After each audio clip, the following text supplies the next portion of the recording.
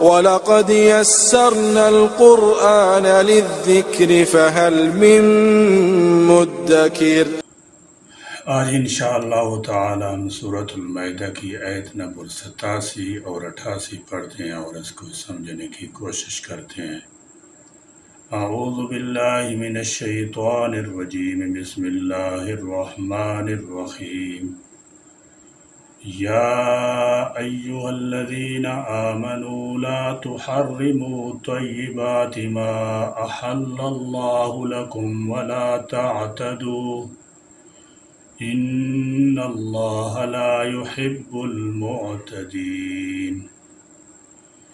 یا ایہا الذین، اے لوگو جو آمنو ایمان لائے ہو، لا تحرمو نہ حرام ٹھہراؤ، طیباتی وہ پاکیزہ چیزیں، ما احل اللہ جو حلال کی اللہ نے، لکم تمہارے لیے، ولا تعتدو اور نہ تم بڑھو حد سے۔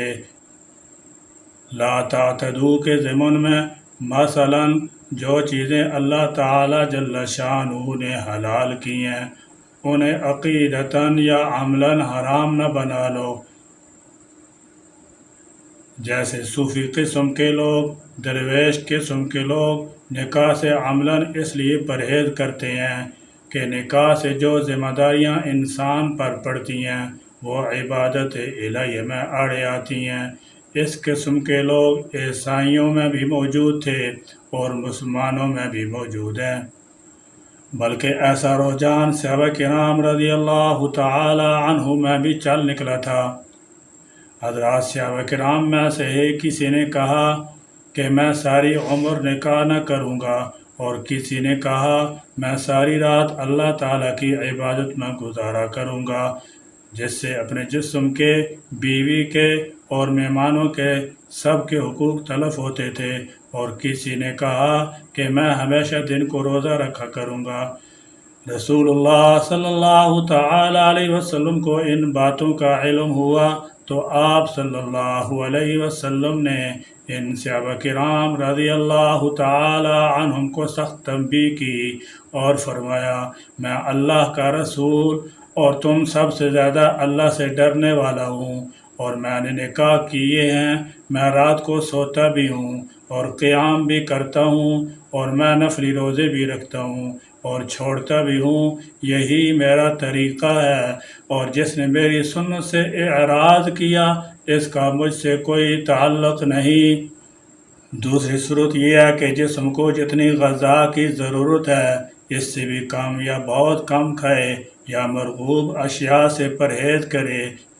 یہ چیز بھی صوفی طبقہ اور درویش لوگوں میں ہی پائی جاتی ہے، جن کا نظریہ یہ ہے کہ جسم کو جس قدر مضمحل اور نحیف و نزار بنایا جائے اسی قدر روح کو تقوی ہوگی۔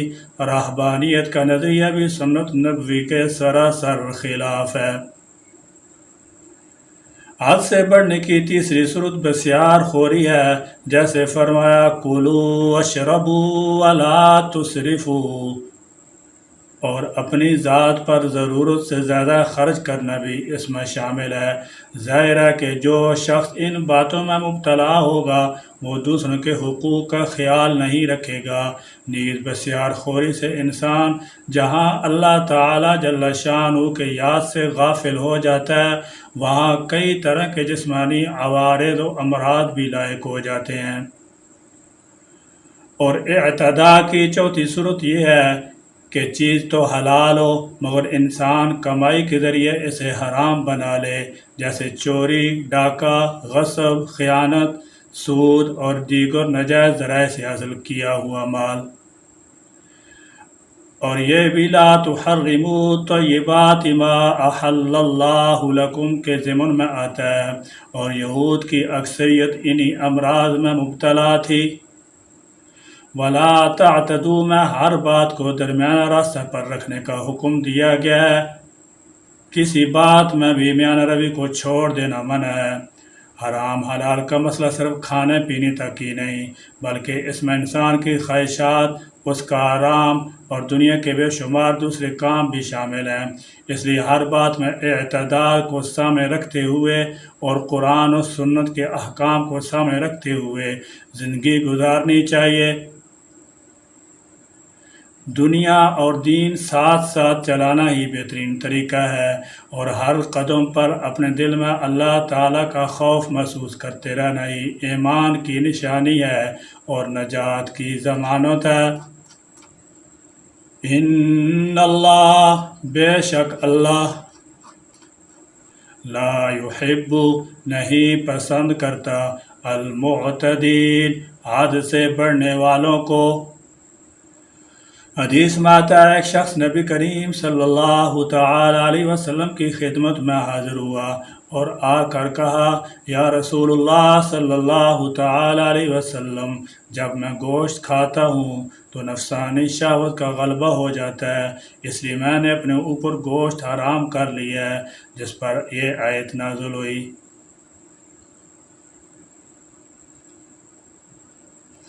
اسی طرح سبب نزول کے علاوہ دیگر روایات سے ثابت ہے کہ بعض صحابہ کرام رضی اللہ تعالی عنہم زہد و عبادت کی غرض سے بعض حلال چیزوں سے، مثلا عورت سے نکاح کرنے، رات کے وقت سونے، دن کے وقت کھانے پینے سے اجتناب کرنا چاہتے تھے۔ نبی کریم صلی اللہ تعالی علیہ وسلم کے علم میں یہ بات آئی تو آپ صلی اللہ تعالی علیہ وسلم نے انہیں منع فرمایا۔ حضرت عثمان بن مظعون رضی اللہ تعالی عنہ نے بھی اپنی بیوی سے کنارہ کشی اختیار کی ہوئی تھی۔ ان کی بیوی کی شکایت پر آپ صلی اللہ تعالی علیہ وسلم نے انہیں بھی اس سے روکا۔ بہرحال اس آیت اور احادیث سے معلوم ہوتا ہے کہ اللہ تعالیٰ جل شانہ کی حلال کردہ کسی بھی چیز کو حرام کر لینا یا اس سے ویسے ہی پرہیز کرنا جائز نہیں، چاہے اس کا تعلق معقولات و مشروبات سے ہو یا لباس سے ہو یا مرغوبات و جائز خواہشات سے۔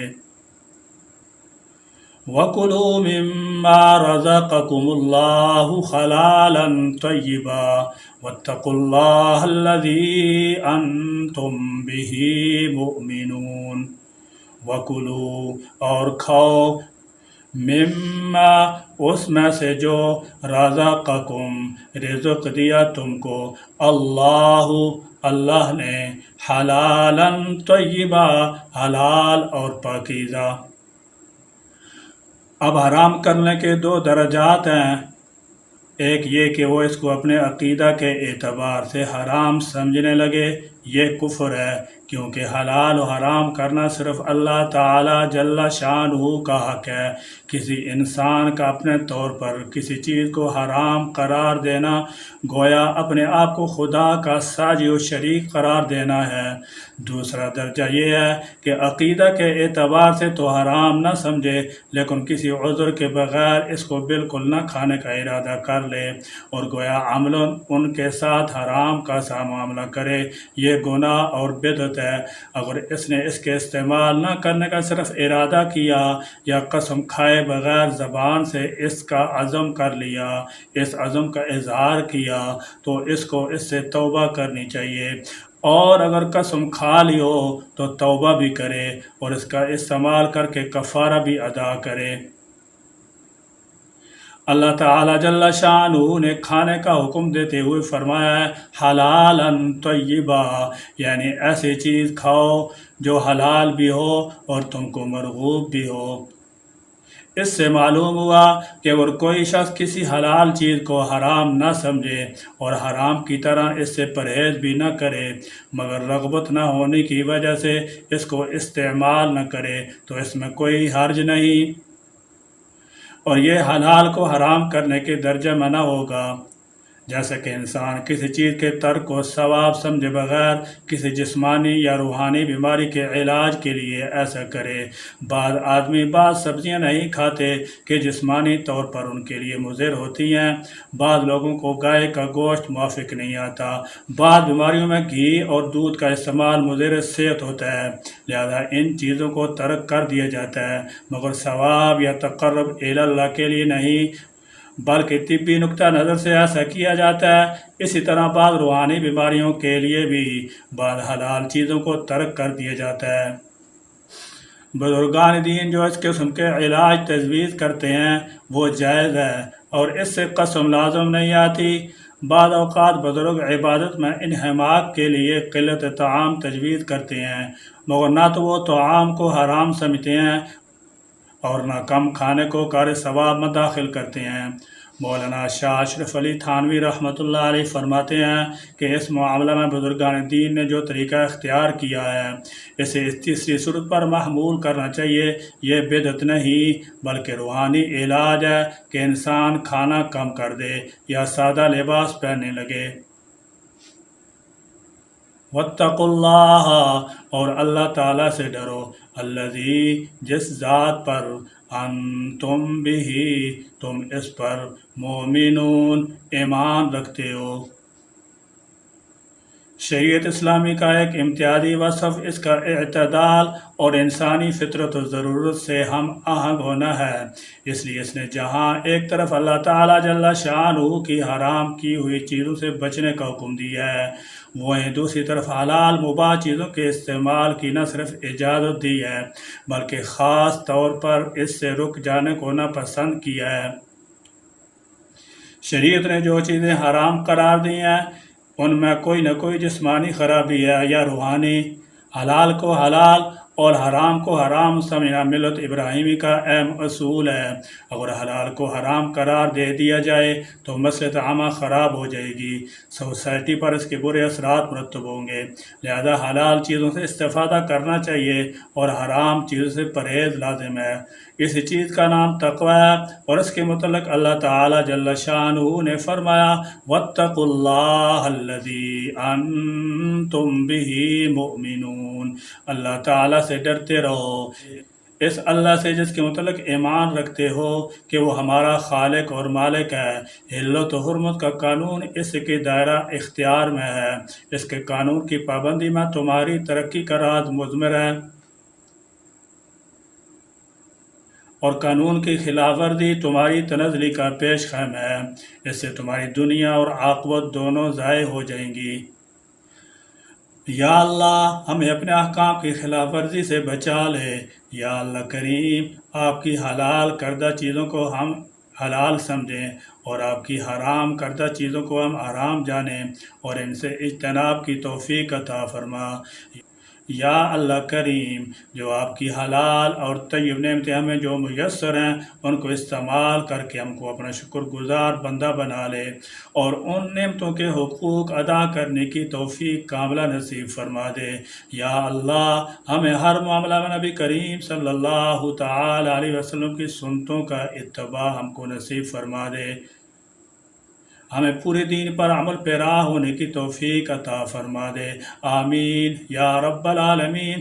ربنا تقبل منا انک انت السمیع العلیم وتب علینا انک انت التواب الرحیم، وآخر دعوانا ان الحمد للہ رب العالمین۔